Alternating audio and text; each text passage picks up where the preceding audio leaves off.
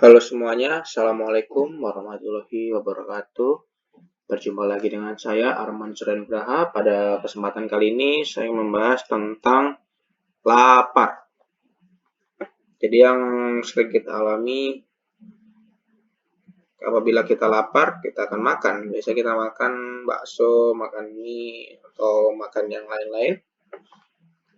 Dan yang ingin saya bahas kali ini, apakah makan itu datang tiba-tiba ataukah ada yang mengontrolnya? Dan siapakah yang mengontrolnya?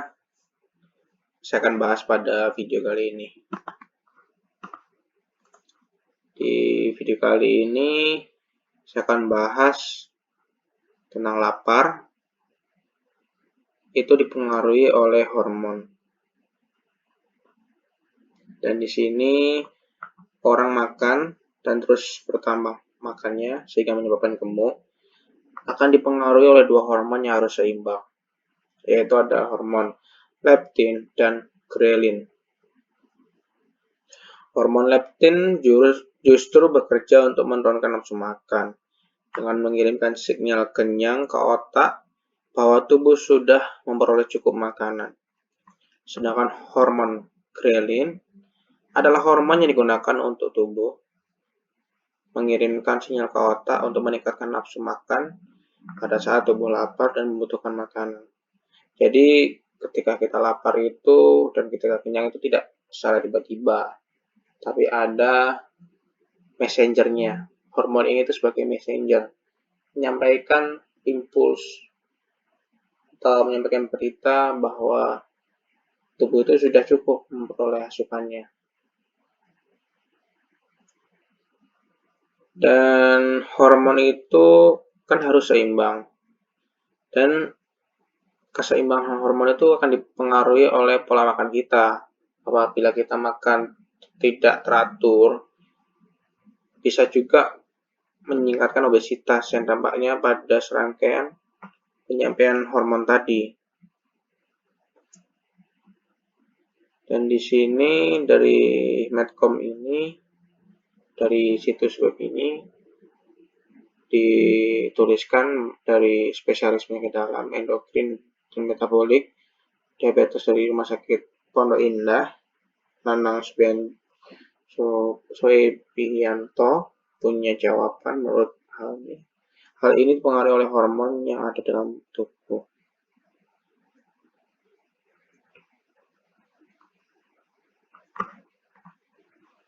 Dan grelin hormon yang digunakan oleh tubuh untuk mengirim sinyal ke otak untuk meningkatkan nafsu makan pada saat tubuh lapar dan membutuhkan makanan. Kadar hormon grelin akan menurun secara berkala setelah tubuh mulai menyerap nutrisi dari makanan.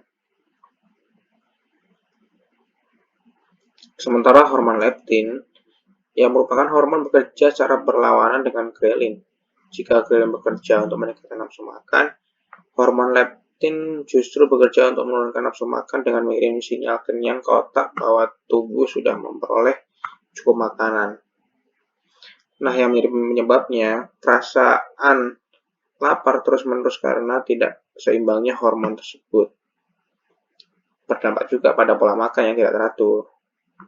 Pada orang dengan hormon grelin yang tidak seimbang, ia akan terus merasa lapar, menyebabkan mereka ingin makan terus-menerus. Sisi lain, orang banyak makan, maka hormon leptinnya menjadi resisten.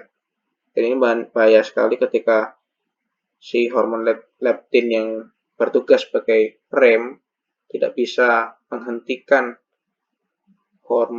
menyeimbangkan hormon grelin, ya kita akan lapar terus-menerus. Dan bisa juga akan terjadi penumpukan karena tadi asupannya meningkat dan outputnya tidak seimbang, maka akan terjadi penumpukan dan menyebabkan obesitas. Dan ada juga beberapa cara yang bisa membantu mengatur produksi hormon grelin. Di antara dengan menjaga pola tidur yang ideal, yaitu 8-9 jam per hari. Dan ada studi yang dituangkan di jurnal Current Biology, tidur yang berantakan dan tidak ideal dapat mengaruhi meningkatnya berat badan seseorang. Hal ini jika dibiarkan pada akhirnya akan berujung pada penyakit obesitas. Jadi saat tidur ini tuh tubuh akan memperbaiki dan menyeimbangkan supaya menjadi normal kembali ketika sudah bangun, dan efeknya kita akan segar. Tubuh akan segar ketika bangun.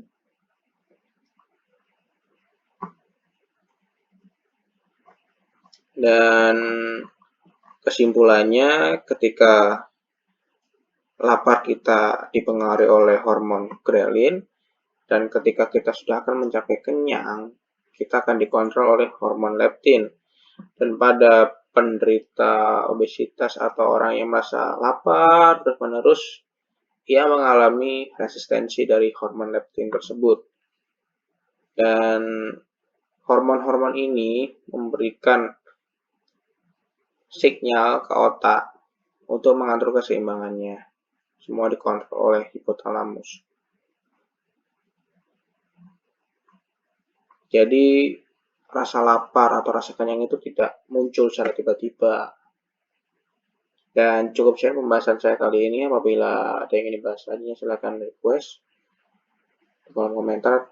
Dan apabila ingin mengikuti video lanjutannya, topik-topik selanjutnya, silahkan subscribe. Cukup sekian. Wassalamualaikum warahmatullahi wabarakatuh.